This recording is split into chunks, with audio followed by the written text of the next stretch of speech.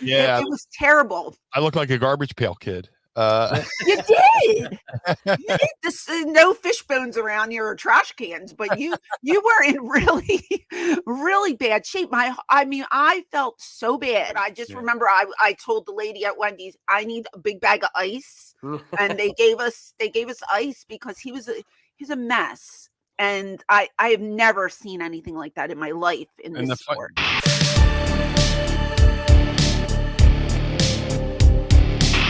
I know you're sick of talking about this one, but a lot of my listeners might not know about it. So I'm going to have to bring it up, and please don't be mad at me. Your family, so you can talk about anything. Well, isn't that great? We're going to have to discuss JBL.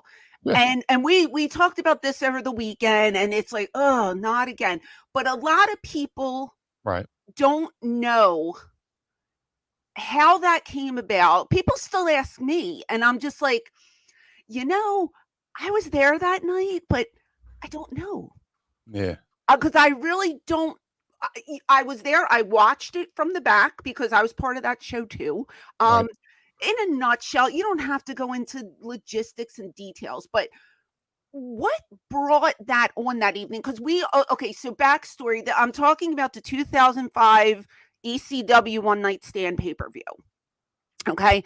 I traveled with you. We all went to New Jersey. We all got in a van that looked like it could transport illegal aliens over the border and all this shadiness. And there was like 10 of us in this van.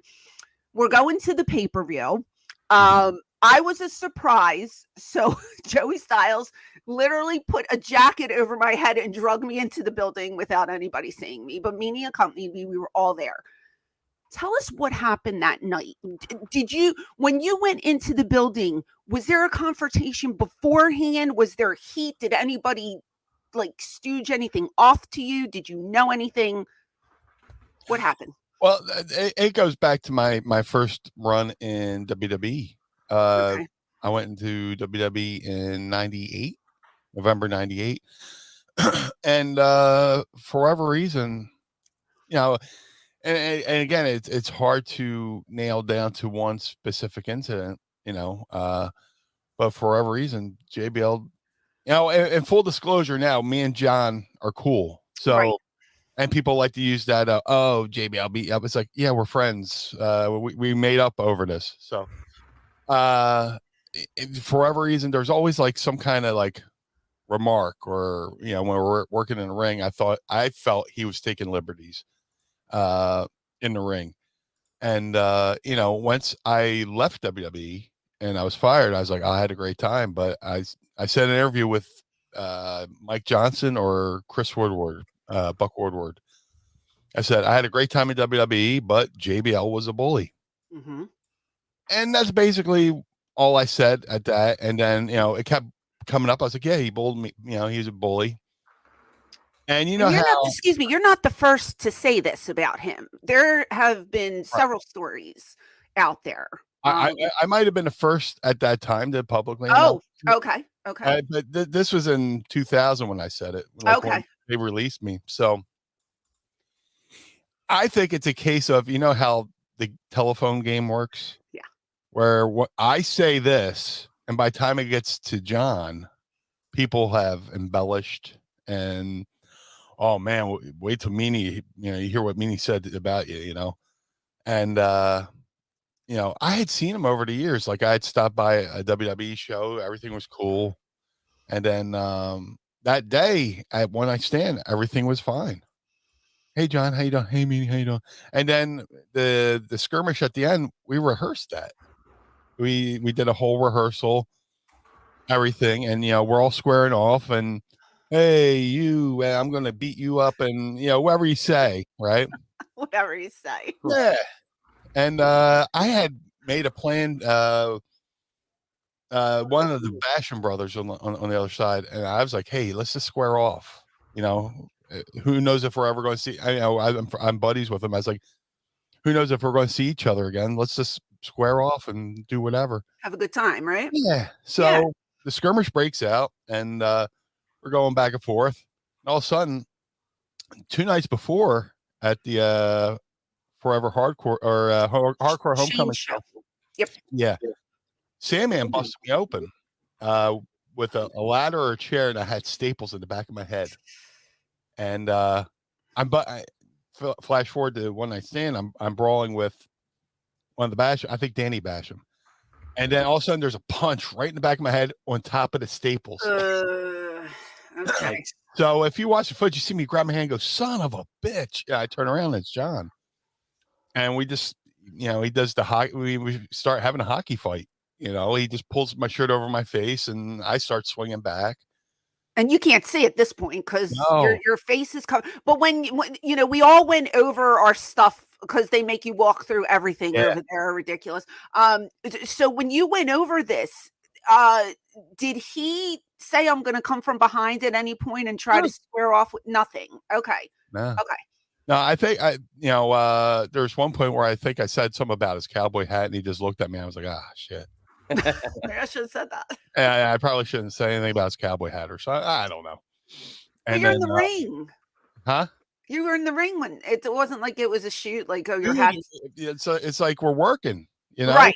I'm gonna kick your ass. Right. I'm not gonna kick your ass, but it's a work. So he hits me in the back of the head and we're fighting and I powder off and I grab somebody and boom, boom, boom. And then like guys are coming up to me. Tracy Smothers walks up to me because I'm bleeding. So again, Benoit walks up to me, looks at me.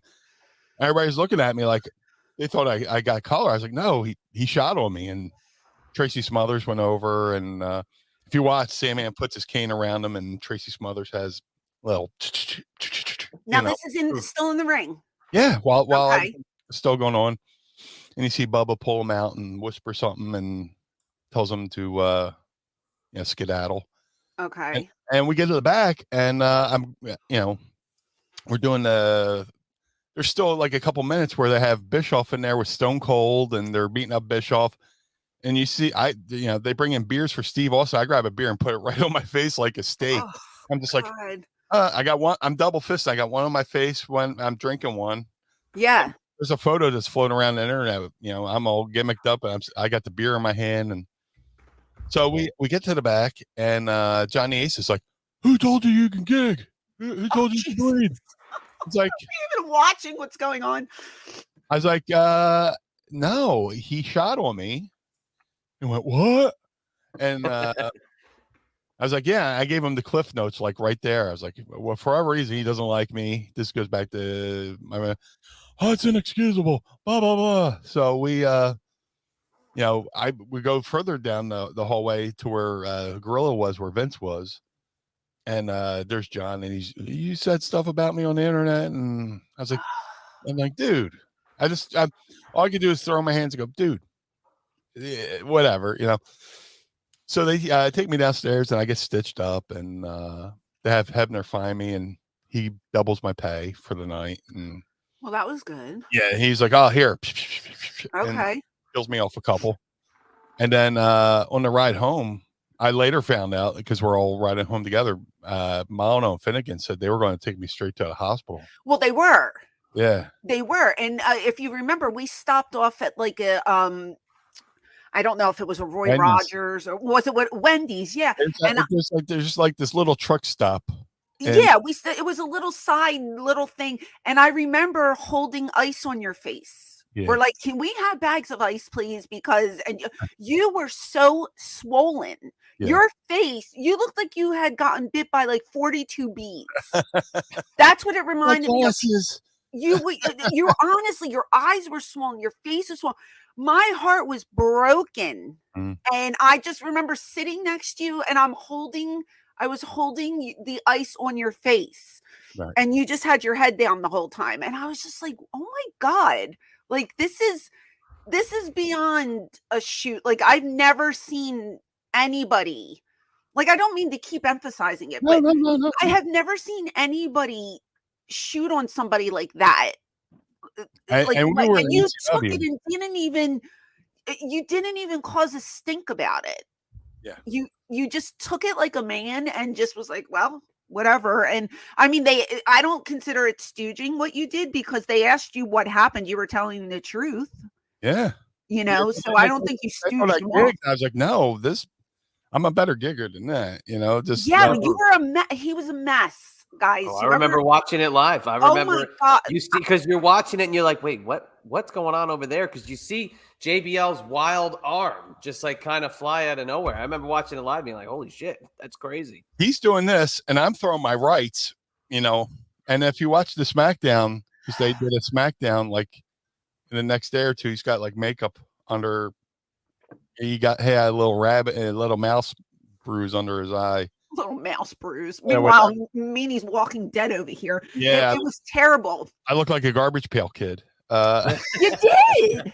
You did. This, no fish bones around you or trash cans, but you were in really, really bad shape. I mean, I felt so bad for you that night, and all I can do, I kept saying, "Are you okay? Are you okay?" And I remember just holding ice on your face in the van.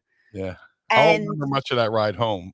Yeah, you were very somber. Yeah. I will tell you, you had your head down, and we were just like, do you want to go anywhere? Do you need anything? But I just remember I told the lady at Wendy's, I need a big bag of ice. And they gave us ice, because he's a mess. And I have never seen anything like that in my life in this sport. The funny thing is, we were walking back to the van from Manhattan Center, and I see Paul, and I apologize. I'm sorry. No. And he's like, what are you talking about? He's like, you took his best shot and he couldn't knock you out. So what are you apologizing for? There you go. I was like, sorry, I ruined your Black Panther party. Just I felt like Forrest Gump, like apologizing for something that wasn't my fault. You didn't have to apologize, but that's your nature. Yeah, that's the way you are. You're Catholic guilt.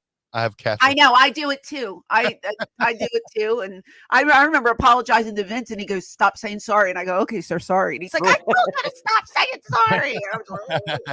I was like you said, somber. And I got home. I went to bed. I woke up and I didn't really get fired up until the next day. And I walked downstairs, and my mom saw my face, and the way she reacted, my mom reacted, sent me to fuck off. Sure. I don't know. Can we swear? Yeah. You can swear. So, and that's when I just started writing blogs about it. And I posted the photo. I sent the photo to, I posted the photo on my bluemeanie.com when I owned that back in the day. And everybody picked up on it.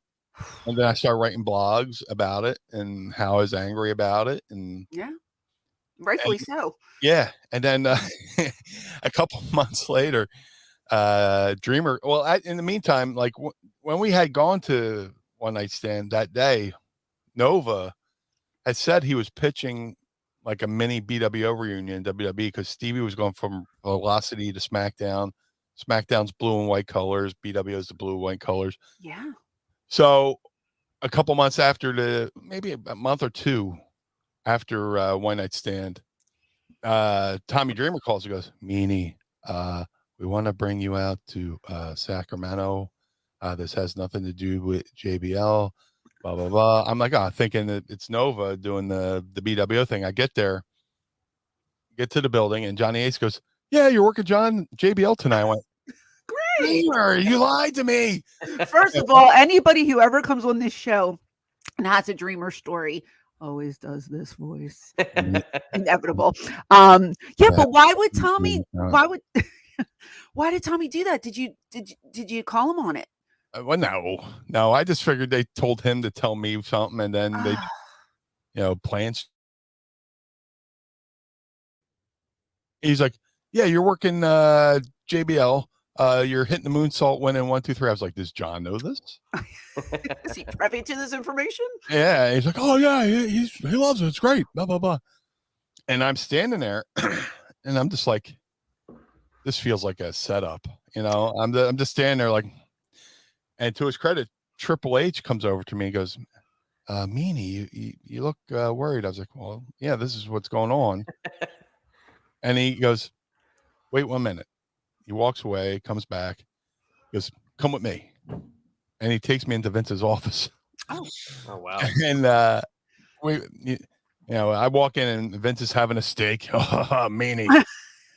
And he's watching like the sizzle reel for Hogan Knows Best, which is like the show hadn't aired yet, but he's watching like dailies or whatever and stuff.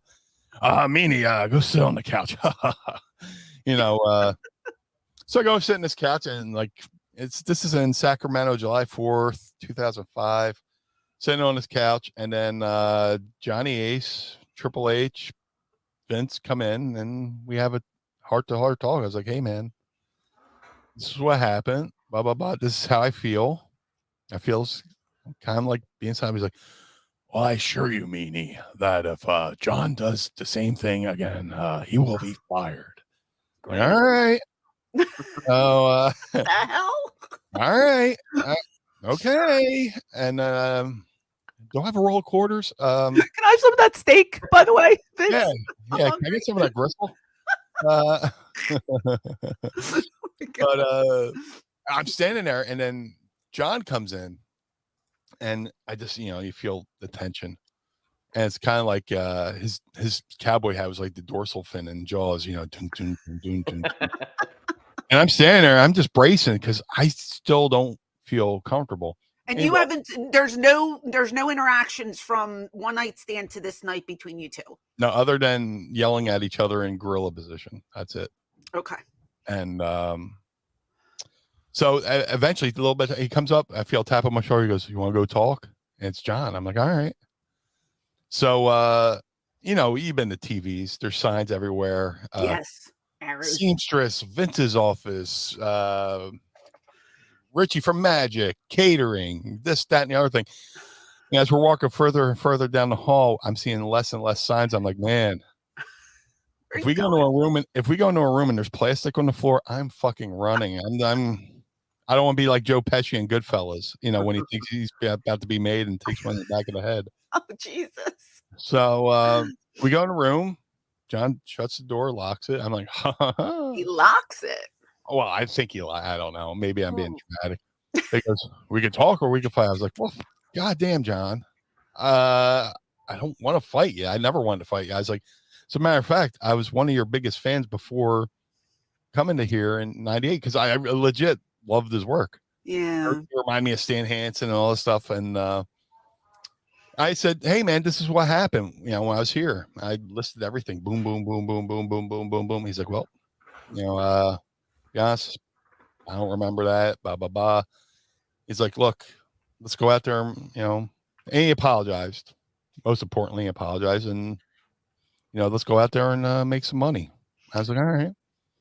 And, time flies by, and I'm on Twitter, and all of a sudden somebody goes, "Are my eyes deceiving me, or is JBL following the Blue Meanie on Twitter?" And he goes, "I love Meanie." So, and there you go. Well, yeah. But John, since then, John's apologized. Yeah. He almost got me into the Royal Rumble in Philly. I had just done ECW on Release Volume 3 for WWE with Steve Richards and Joey Styles. I was like, he's like, "What better way to promote the DVD than to have you come out in Philly and say, the host of blah, blah, blah, Sure. blah." I don't care. Bushwhacker me. I'll walk in, shit came out the other side, and I'll be good. Yeah. And he almost got me in. It was down to me and Bubba, and they chose Bubba, which is cool, but he made the effort, and he's done a lot of other cool things for me to help me. So, the sad thing is people, when it comes to something like that, it was an ugly incident, and people remember the initial headline. They never read the fine print or the retraction when, people, make amends and stuff like that. So me and him have been like for the last, since 2005, been like, "No, we're good now." Right. So I was just on his podcast, and people are still going, "What about that JBL thing?" I just sent them the link. Well, that's why I wanted you to talk about it again, because my listeners might not know the story, and because I had you, it's interesting to me. One of the things I remember going around when you went back and worked for WWE, people were saying that now this is just speculation, and I don't know if there's any truth to it. One of the rumors going around was that they had you back there so you wouldn't sue them. Nah, that was never taught. Well, here's the thing. After the one night stand thing happened, I went through like behind the scenes real life shit where I had people coming at me from all sides. I had people going, man, you should really sue. Mm-hmm. To the people going, what are you, a pussy? You know? And all I did was just say I was wronged. You know, Yeah. there's some well-known people saying, yeah, you should probably sue. And then people from other companies reaching out to me saying, you should sue. I'm like, yeah, you want me to sue, don't you? But then, you know, people are like, oh, have you ever worked stiff? And I'm like, blah. That's It wasn't beyond work. stiff. I was like, it wasn't a work. But like I went through a lot of shit personally Mm-hmm. from people who thought I was being a baby about something about being wrong, and then the other people who wanted me to sue. But you know, if we're going to be real about it, in hindsight, looking at it through I'll say my age, my 49-year-old eyes. There's your age. Yeah, there's my age. I can block it if you want to bleep it. He's fine. So just through my 49-year-old eyes, that whole one night stand thing might have been the best thing that happened to me in a way, because I got released from WWE. Around that time, my grandmom had passed away. Right. We were at the Hammerstein for one of those double shots. My grandma had passed away, and then I was in a relationship, and that kind of went awry. We won't talk about any of that. Right. I don't say the name because she might pop up like Beetlejuice, but just Say it 3 times. No.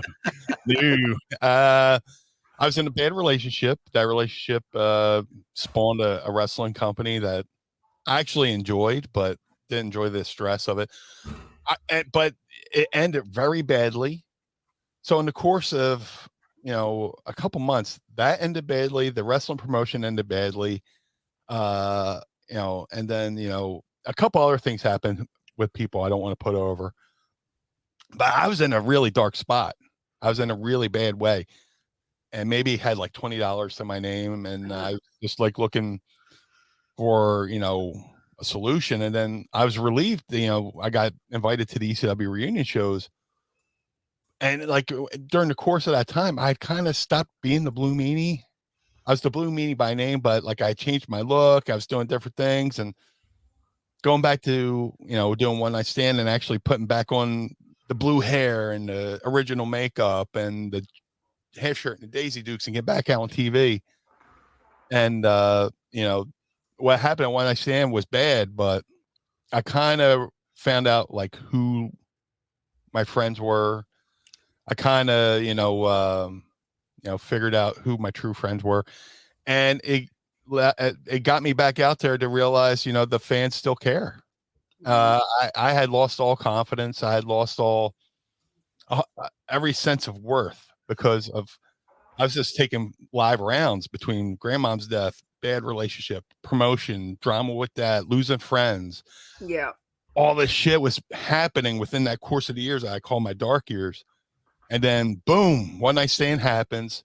It sucks, but somehow it got me back on my footing, and I got back to being me. And they didn't bring me back and that's why I brought up the Nova thing. There was talks about bringing me back because Nova wanted to do the BWO thing, but that just expedited it.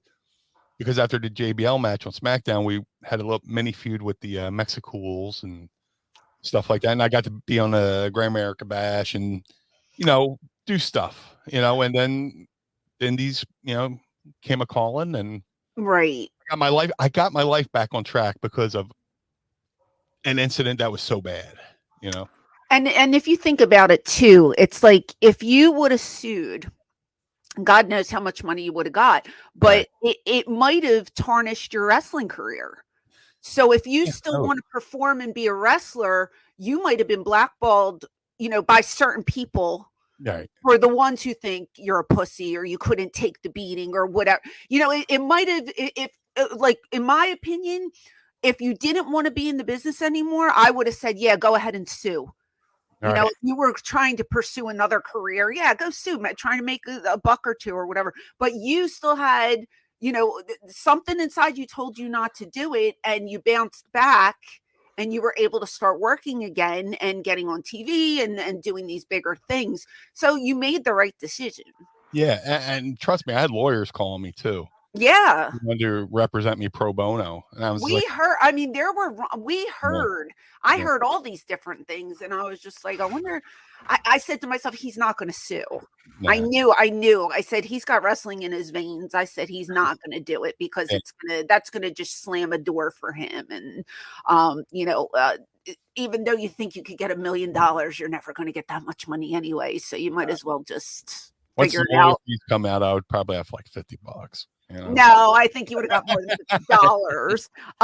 JBL has never, like with me, and I've probably had about 10 interactions with him over my whole wrestling career. But I can say in those 10 interactions, he's been such a gentleman and so nice and courteous to me. And you hear all these stories about him, and I know there's always two sides to every story, but I'm just like, man, he's so nice. Like, and then you have like other people like Justin Roberts. I read his book, and it's terrible.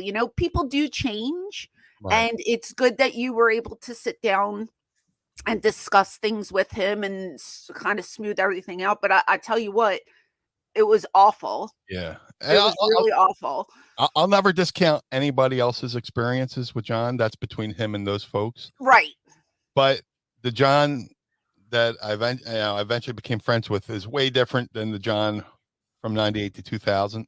Okay. And that was the Wild West, the Attitude Era. And, people get a little crazy on the road and stuff like that. So I could have just been collateral damage and whatever he was going through. And that's none of my business. But, it sucked. Yeah. I had good time. Like, I had good times in WWE during that Attitude Era too. But there's like that stuff.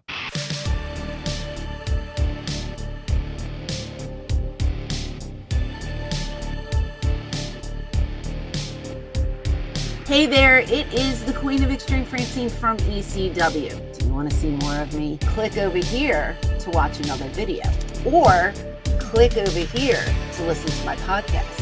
And as always, thank you for your support.